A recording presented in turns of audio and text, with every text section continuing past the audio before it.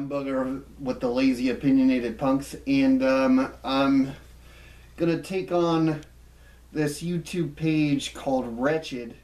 This is the first time I've ever seen them. I'm not sure what all they're about, but apparently they're gonna address what Sam Harris said about morality, where Sam Harris said that morality is biological. Let's see what they have to say.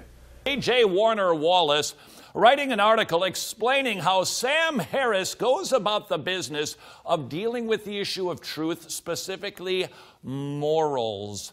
We Christians have done a pretty fine job of pinning the atheists to the wall to state, where do you get your values from? Pinning atheists against the wall? Well, off the bat, you're arrogant and full of shit. But continue. And so it is, Sam Harris took us up on the challenge, and he concluded, well, morality, it's scientific and it's biological. Here's what he wrote. Sam Harris believes, quote, moral values are really questions about the well-being of conscious creatures. Well-being, also described as human flourishing, is, according to Harris, the purpose of our existence as human beings. Do not get ahead of me here. How do you spell circular reasoning? Basically that statement. You see, we know what is true, what is right, when we take a look, when we observe what makes people happy, what makes societies flourish. Therefore, that's what is right. And you say, hey, wait a second, you can't do that logically. Oh, wait a second. There's a lot of problems with Sam Harris's thinking. Number one, what is Harris's definition of well-being in the first place? Is it survival? Or is it a particular kind of survival? Even philosophers who hold this view readily admit some behaviors like subjugating slaves, stealing the resources of opposing groups can actually aid in the survival of a people group. Well, addressing your first point there, Sam Harris doesn't specify the definition of survival because the definition of survival can differ from civilization to civilization. Different civilizations and cultures can be at different points in development and can have varying societal problems and goals. Even the surrounding geography can have an impact on what defines survival for each civilization. Therefore, in the case of a civilization or society, survival has a loose and adaptive definition. We got ourselves a little definition problem here, Sam. What is human flourishing? And who gets to determine that? Can I do something wicked to somebody because it improves the life of my family? Why not? Again, that all depends on the society. The current state of the Middle East in comparison to us, I believe, is a good example. Many things that we find wicked in our society are deemed acceptable in the Middle East. What is deemed wicked and what is not is determined by each individual society. And societies can change as well if a shift of overall perception of morality occurs.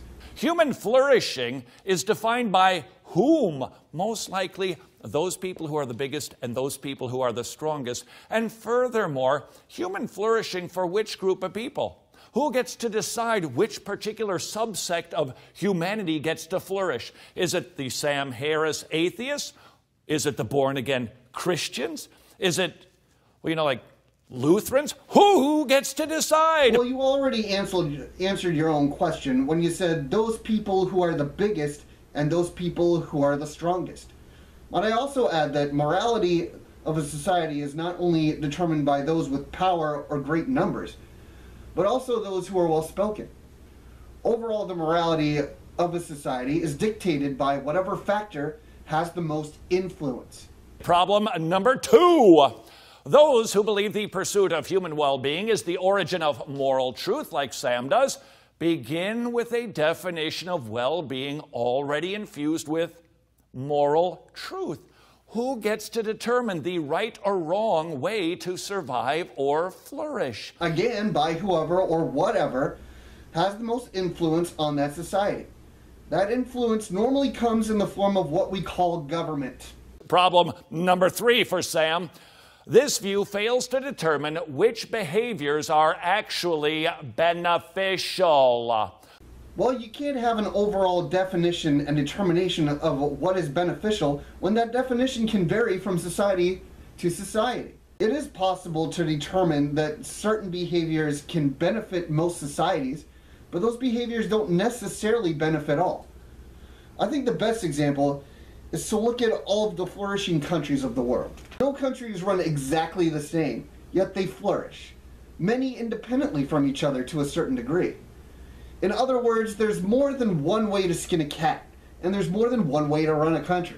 Problem number 4. It is not always easy to determine which behaviors are beneficial to our well-being in the first place. Well, no, it's not. Sam Harris never said they were, nor that they needed to be. A little bit of time needs to take place in order for us to determine that was a good thing, that was a bad thing. Yes, it certainly can. What's your point? For instance, Jim Crow laws. How did we know that those were not good? Well, ultimately, the Sam Harris view would suggest we need some time to figure out if that causes human flourishing.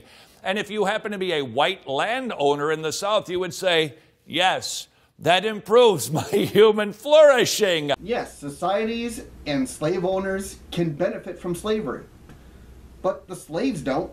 And again, that is determined by that which has the most influence in that society. You also completely ignore Sam Harris's point that morality is biological. We all have a biological urge or instinct to survive.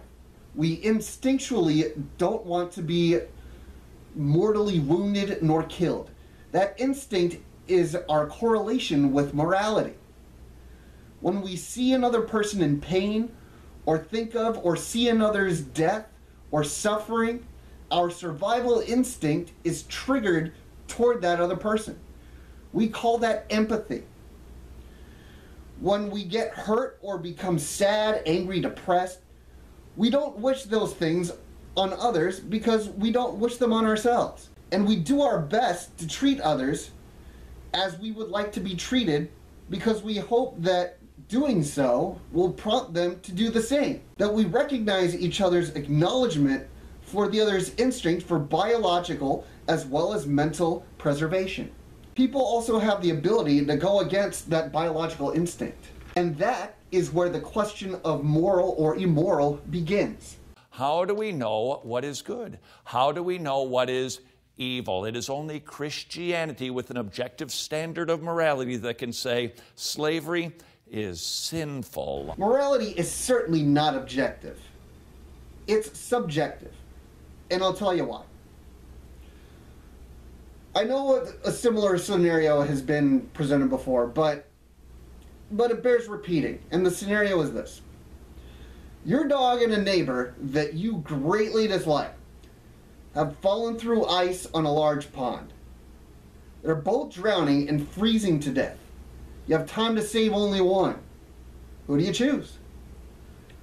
Some people would choose the dog because you love your dog, and your neighbor is frankly an asshole. Some people would choose the neighbor because they value human life over all others. Who's right? If morality was objective, there would only be one answer.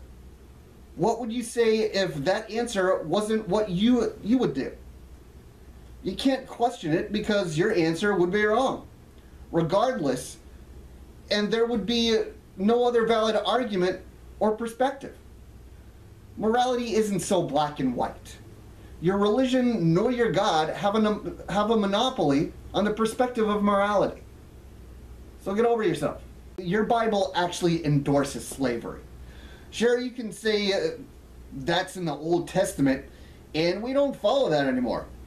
But then you wouldn't have to follow the 10 Commandments either, because that's in there too. I'm Booger with the Lazy Opinionated Punks. If you enjoyed the video, please leave a like, and if you haven't already, subscribe. Peace. Corporate attack, fist of control. Corporate attack, fist of control. Corporate attack, fist of control.